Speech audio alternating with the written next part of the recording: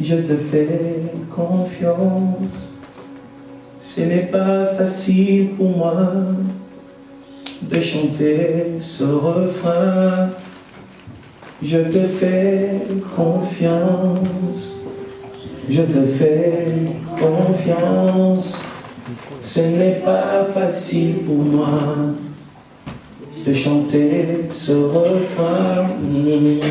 Je te fais confiance. Oh, je te fais confiance. Ce n'est pas facile. Ce n'est pas facile pour moi de chanter ce refrain. Je te fais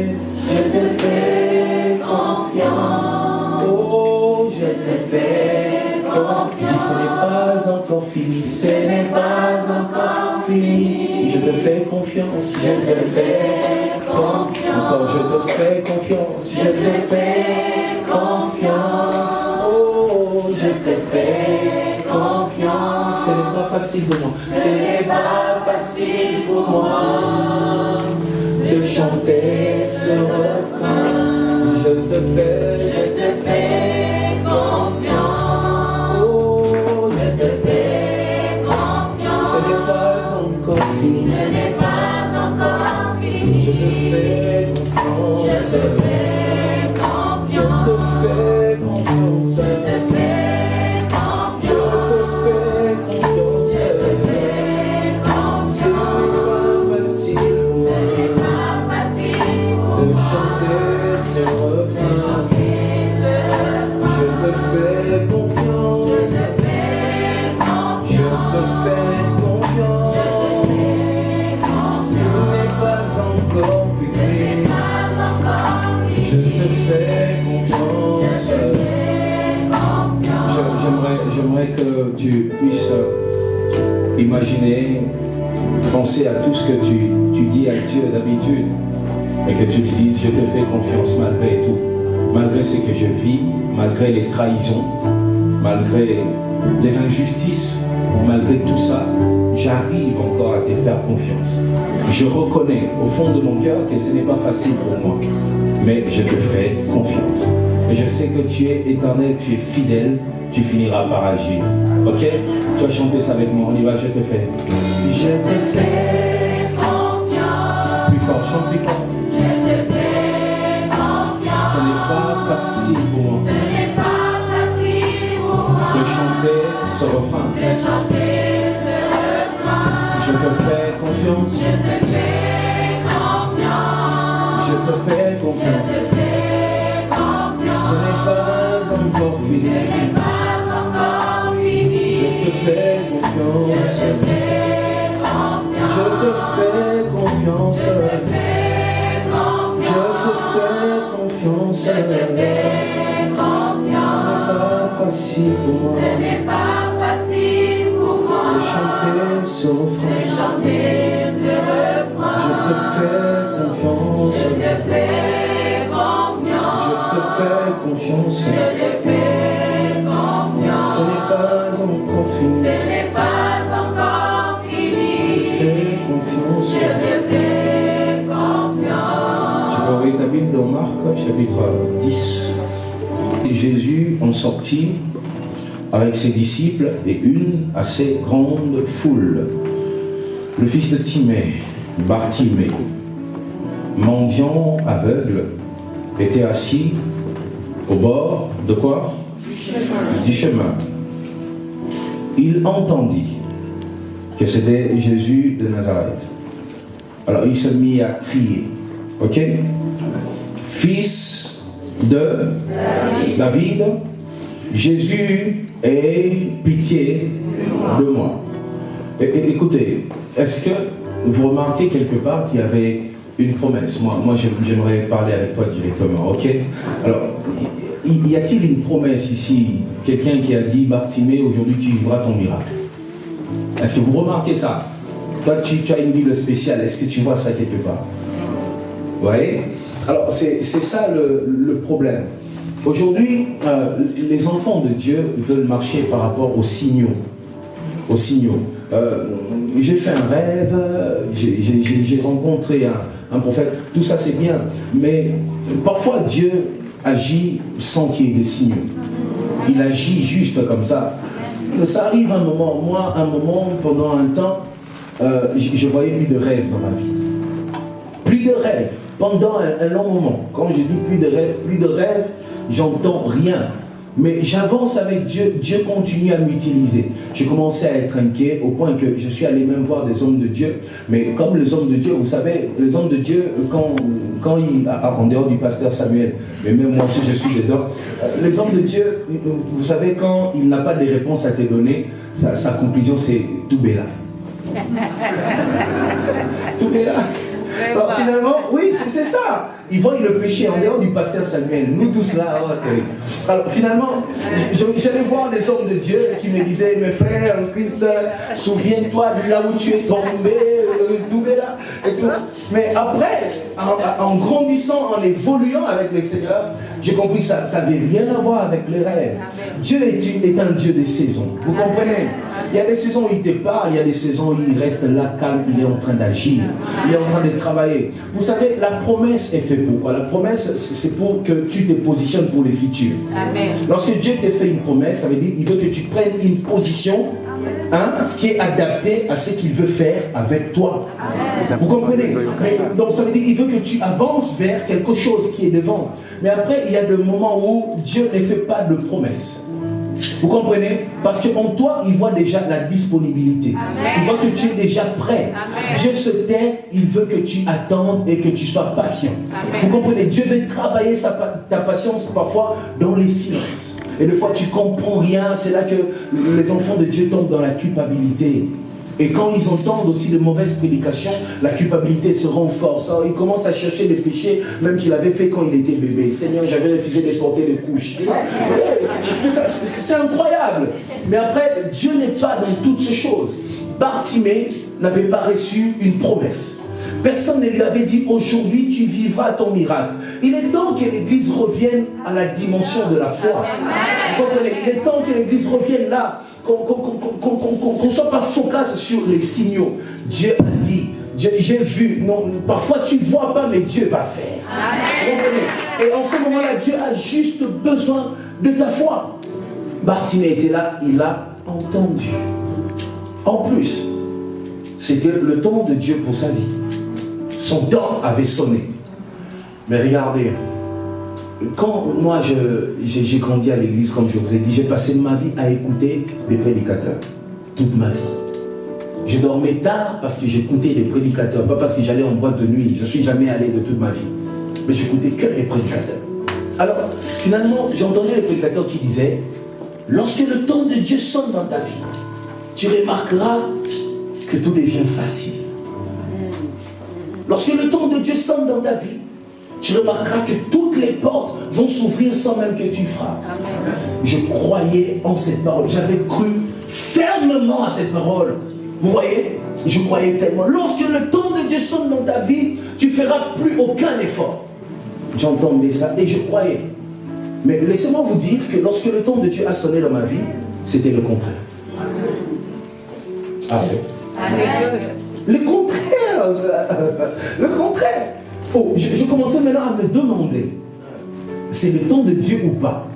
Parce que le signe qu'on m'avait donné par les pasteurs, c'était que lorsque le temps de Dieu sonne, tu arrives, la porte s'ouvre, et tu entres. Maintenant, moi, j'étais arrivé, et la porte qui était là a fait ça. Ça s'est fermé. Et je commençais à me dire, est-ce que c'est vraiment le temps de Dieu? Et c'est comme ça que l'Africain, depuis longtemps, attend les temps de Dieu. Parce que les pasteurs ont mal prêché.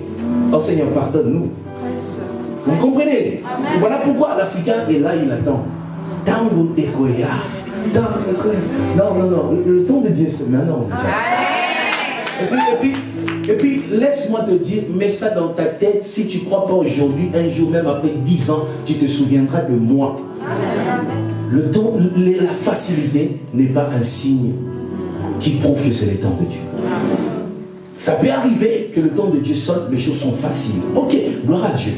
Mais parfois aussi, c'est le temps de Dieu, mais les choses deviennent encore plus difficiles. Les portes se ferment. Les gens te détestent. Plus personne ne t'écoute. Plus personne ne te fait confiance. Les gens ne veulent plus de toi. Tu es rejeté. Tu es abandonné. Tu te retrouves seul. Mais dans ton rêve, on te dit c'est le temps de Dieu. Qu'est-ce que tu feras? Mais regardez Bartimée. Comment il a su que c'était son temps? Comment il a su? Comment il a su? La Bible dit, il a entendu que c'était Jésus qui passait. Lorsque le temps de Dieu sonne, ta manière d'écouter change. Amen. C'est le signe du temps de Dieu. Amen. Ton écoute. Dieu t'ouvre des oreilles spirituelles. Pas pour que tu entendes les parler en langue. Non. Non, pas les chants de la bababa. Non, rien à voir. Dieu t'ouvre les oreilles spirituelles pour que tu comprennes les choses. Que tu fasses une bonne lecture du temps spirituel. Que tu comprennes où tu te retrouves, comment tu dois te positionner et qu'est-ce que tu dois faire pendant ce temps. Les prédications qui n'avaient pas d'importance pour toi commencent à brûler dans ton cœur. Tu commences à t'élever tous les jours, tu t'es levé pour aller, je ne sais pas où, mais tu commences à t'élever pour Dieu. Tu commences à t'élever pour des choses utiles dans ce monde. C'est comme ça qu'on reconnaît que quelque chose est en train de changer. Le temps de Dieu, quand ça sonne, ta manière d'écouter change. Tu ne comprenais pas, tu commences à comprendre. Tu saisissais pas, tu commences à saisir. Parce qu'il y a des hommes dans nos églises, il fait 10 ans, il ne te comprend pas, tu prêches, il ne comprend pas, il vient parce qu'il y a une belle sœur dans l'église.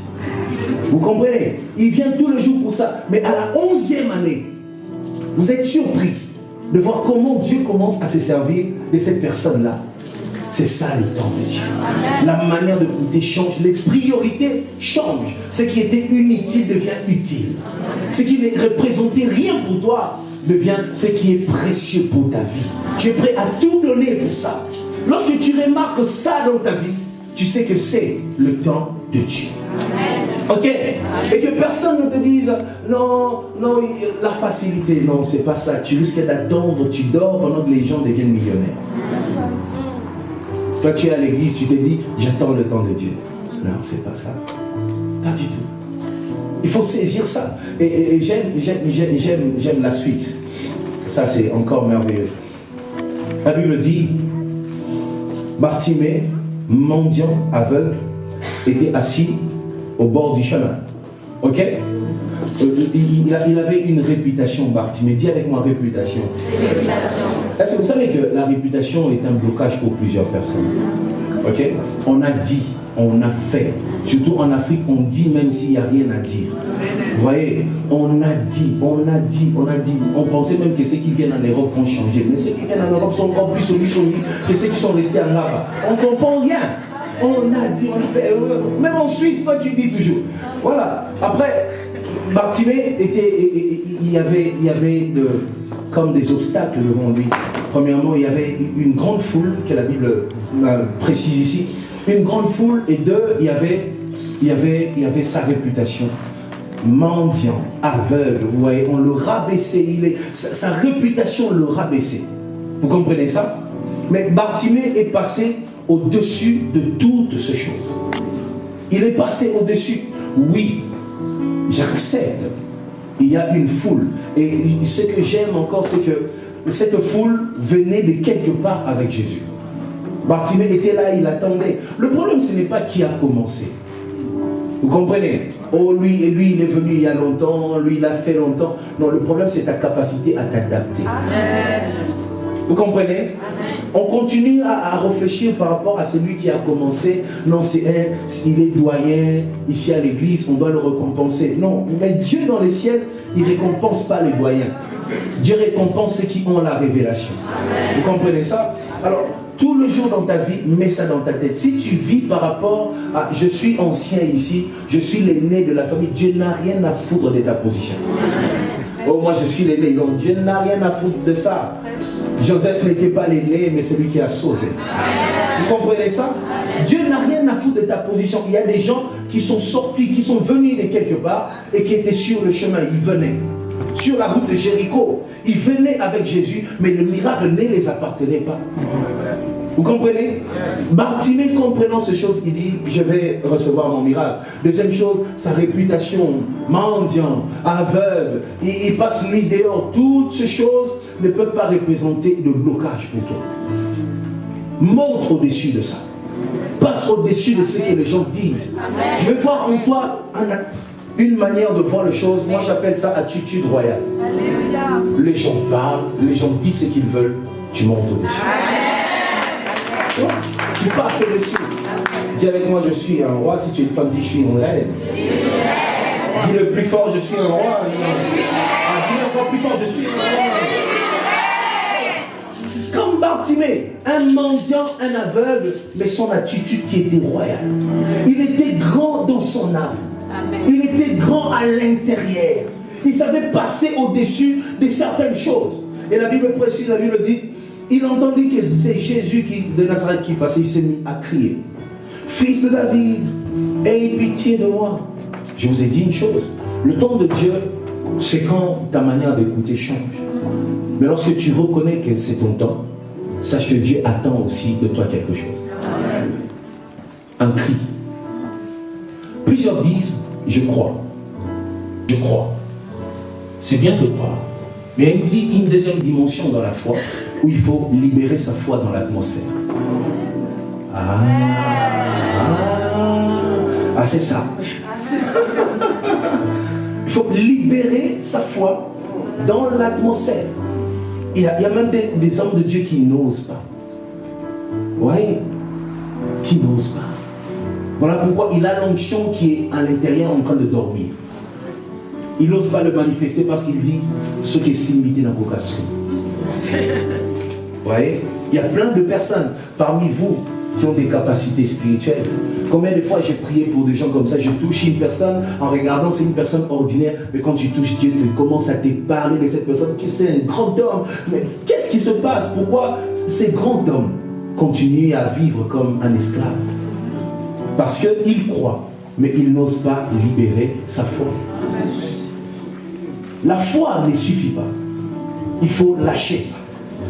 Que cette foi puisse saturer. Oh my God. Que cette foi puisse saturer l'atmosphère. Ce que tu crois, dis-le. Ce que tu crois, crie-le. Ce que tu crois, rêve de ça. Ce que tu crois, vois ça tout le jour de ta vie.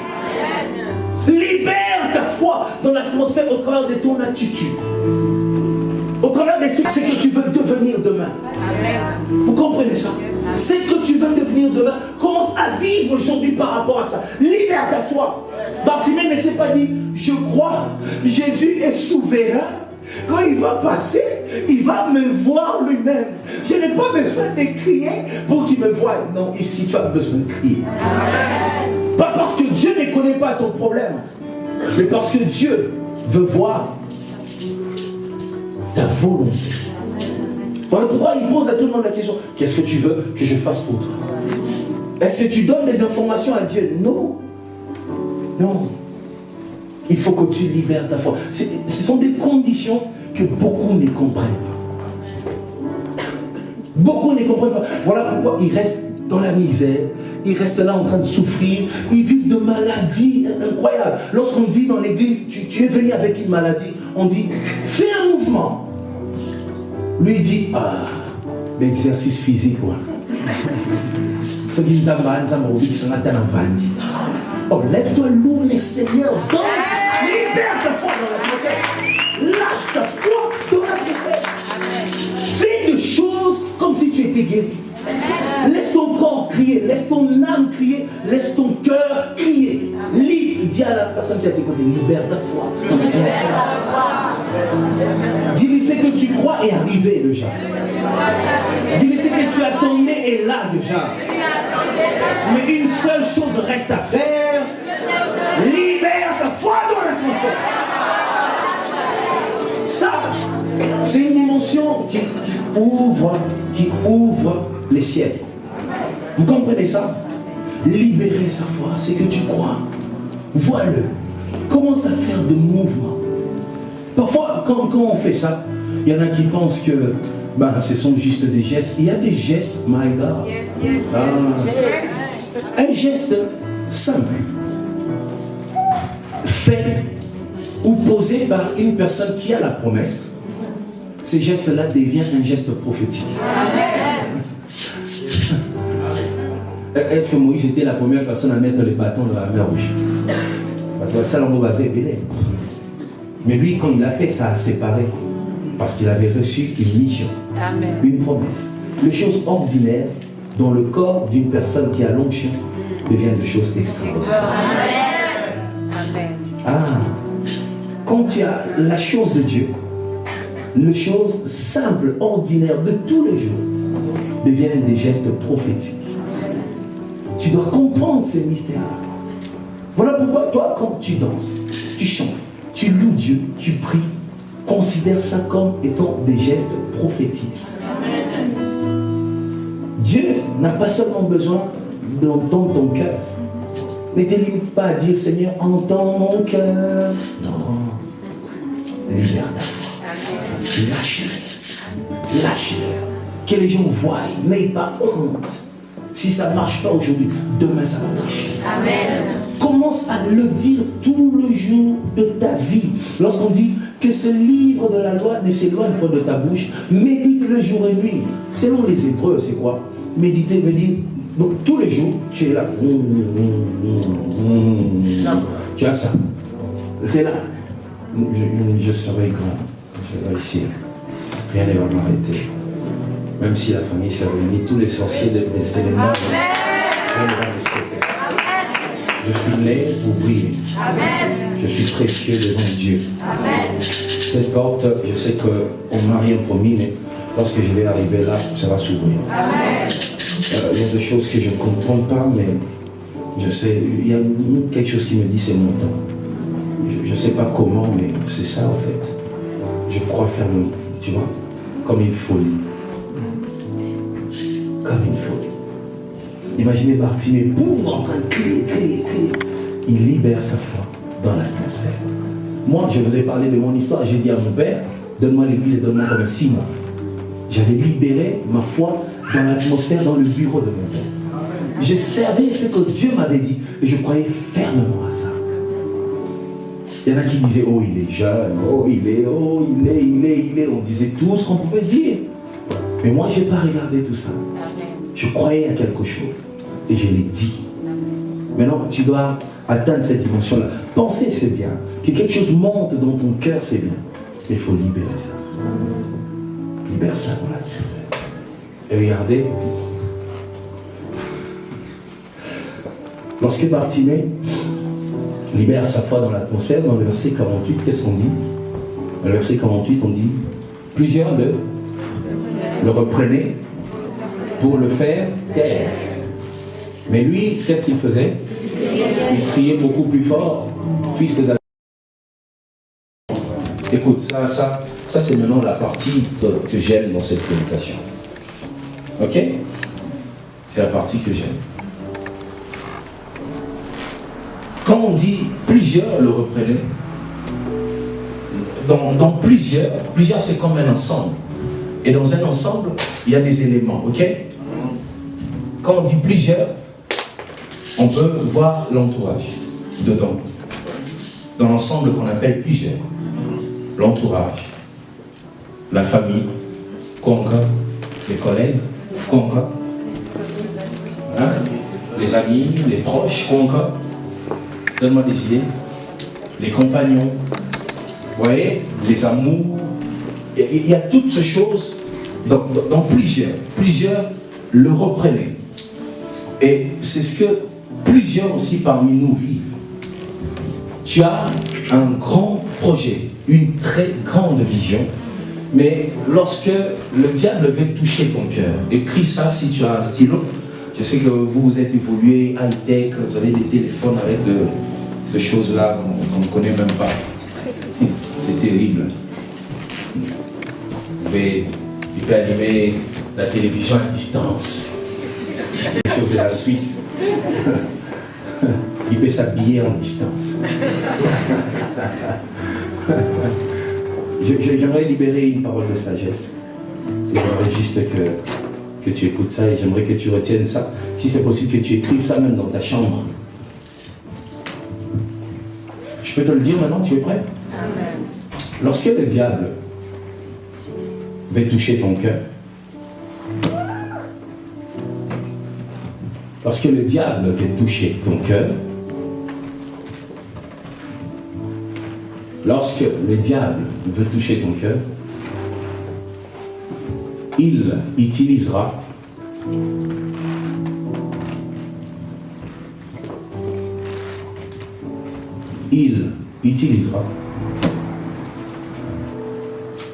ceux qui ont une place dedans, ou encore ceux qui ont une place dans ton cœur. Lorsque le diable veut toucher ton cœur, il utilisera ceux qui ont une place dedans. Lorsque le diable veut toucher ton cœur, il utilisera ceux qui ont une place dedans. Ça ne sera jamais loin. Ce sera toujours des personnes que tu connais et qui te connaissent. Des personnes que tu aimes, que tu as aimées. Lorsque le diable veut toucher ton cœur, lorsque le diable veut détruire ton cœur, changer la nature de ton cœur, il se servira toujours de ceux qui ont une place dedans. C'est ainsi, lorsque tu vis beaucoup de trahison dans la vie, tu dois savoir que le diable est en train de réclamer ton cœur. L'un des grands signes de la réclamation du diable, c'est la trahison. La trahison. Le diable cherche ton cœur. Parce qu'il sait que lorsque ton cœur est bon, tout est possible. C'est ton mari, c'est ton fiancé, c'est ton fils, c'est ta mère, c'est ton père qui te fera mal. Pour que tu prennes des décisions rapidement, que tu dises ça je ne ferai plus, ça je ne dirai plus, ça c'est fini, ça je ne donnerai plus. Ça sera ta femme, ça sera ton mari, ça sera même ton pasteur. Quelqu'un qui a une place dans ton cœur. Lorsque le diable veut détruire ton cœur, il utilisera celui qui est dedans. Parce qu'il sait que s'il utilise une personne qui n'a pas de place dans ton cœur, tu n'as rien à foutre. Il va cibler. Vous comprenez? Il va cibler une personne qui a une place dedans. Voilà pourquoi lorsque tu es à côté d'une personne qui a une grande mission, tu dois veiller que le diable ne se serve pas de toi. Si le diable ne sait pas directement le toucher, il le touchera par toi. Vous voyez? Je rencontre des gens qui me disent, pasteur, j'ai rêvé, j'étais à tes côtés, on partait à Venise. J'ai dit, ah ok, ça va, c'est pas un problème. Mais est-ce que tu es prêt à combattre avec moi? C'est la question qu'on pose. Tu es prêt à lutter? Tu es prêt à résister au diable? Parce que lorsque le diable viendra frapper à ma porte et que ça ne s'ouvre pas, c'est ta porte qui frappera. Et il va entrer par toi. Est-ce que tu peux lever la main et dire, Seigneur, aide-moi à être utile pour mes proches? Dis, aide-moi à être une protection pour ceux qui sont autour de moi. Vous voyez, c'est ce qui s'est passé avec Bartimée. Ouais.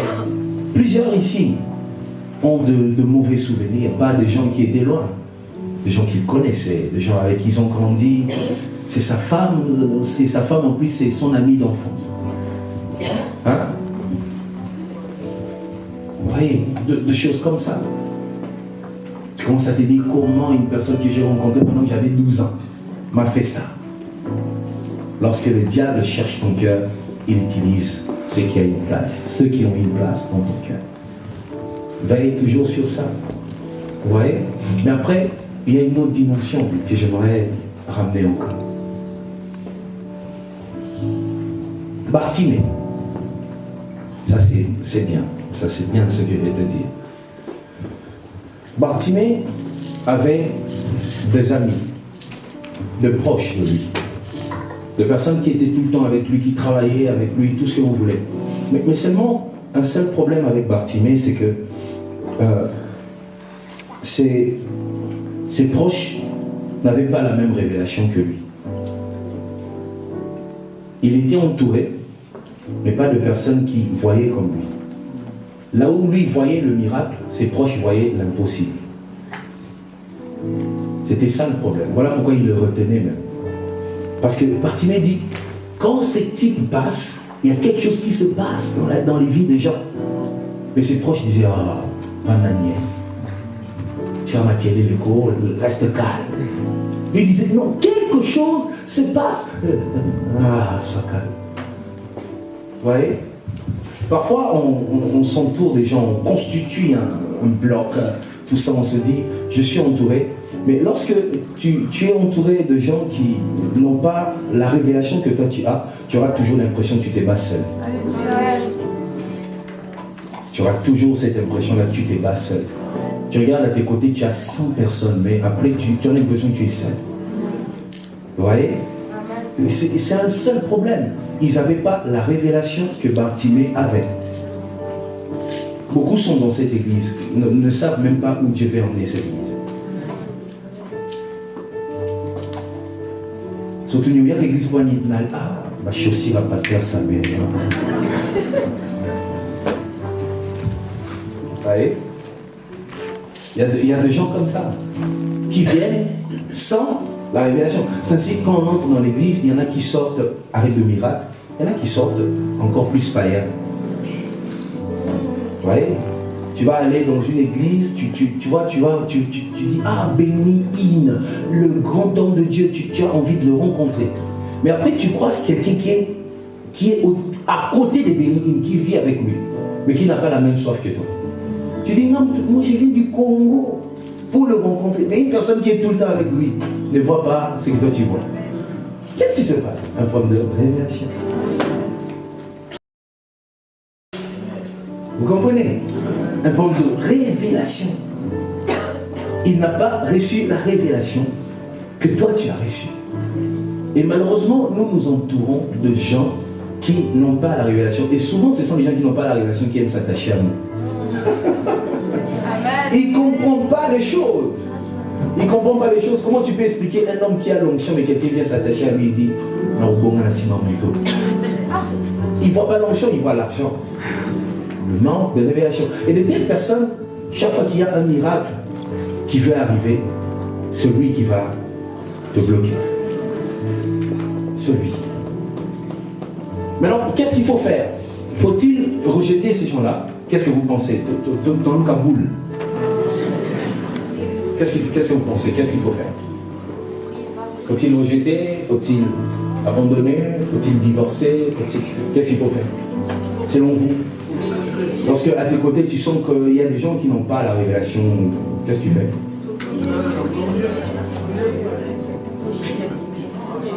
Comment avancer?